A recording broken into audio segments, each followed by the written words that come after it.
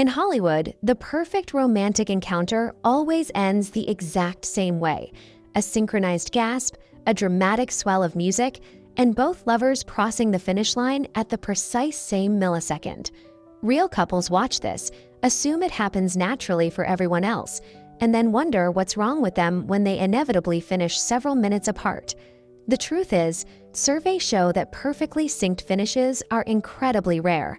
They happen occasionally for some. As a regular occurrence, they tell us almost nothing about a couple's actual compatibility.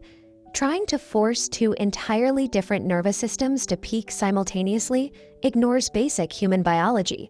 By chasing a manufactured cinematic milestone, we introduce rigid performance anxiety into the bedroom, completely disrupting the actual pleasure we are trying to achieve.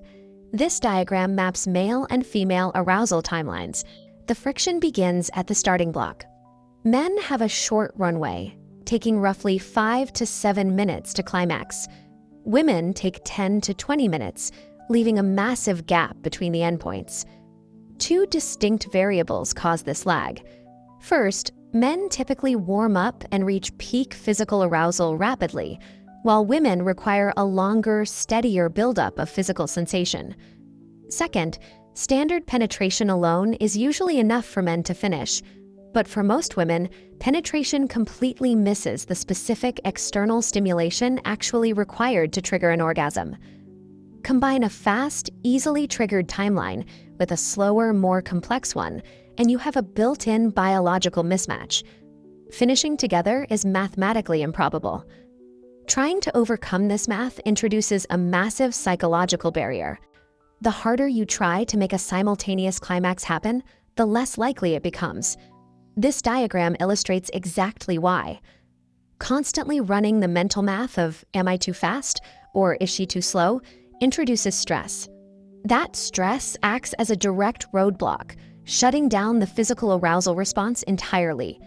If couples still want to experience it, they have to stop hoping for a spontaneous miracle and actively engineer their timelines to overlap. That engineering starts by actively front-loading foreplay. The slower arousing partner needs a significant head start to build momentum before intercourse even begins. Once things are moving, the faster partner has to manage the speed.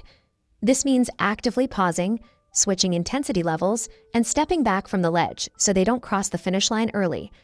Navigating those stops and starts is impossible if you are guessing. It requires constant verbal and nonverbal communication to track exactly where each person is on their timeline. You also have to close the physical gap. Since standard penetration rarely triggers climax for women, incorporating simultaneous mutual stimulation is a mandatory requirement to keep both partners progressing. Finally, couples can use edging. By bringing yourselves right to the brink, stopping entirely, and then building back up, you establish the physical control needed to align your final approaches. A simultaneous orgasm isn't a magical accident. It is a highly intentional, heavily communicative project of managing two separate biological clocks. Ultimately, syncing up is a nice bonus feature. It is a fun exercise to try with a partner, but it is not the ultimate goal of physical intimacy. If you look past the media conditioning, perfectly synchronized timing tells us nothing about the actual quality of the experience. It has never been a valid measure of a healthy sex life. Great sex relies on entirely different metrics: deep connection, open communication, shared mutual pleasure, and total physical comfort. The irony is that when you finally drop the intense pressure to hit this artificial finish line, you create the exact relaxed environment where great sex thrives naturally.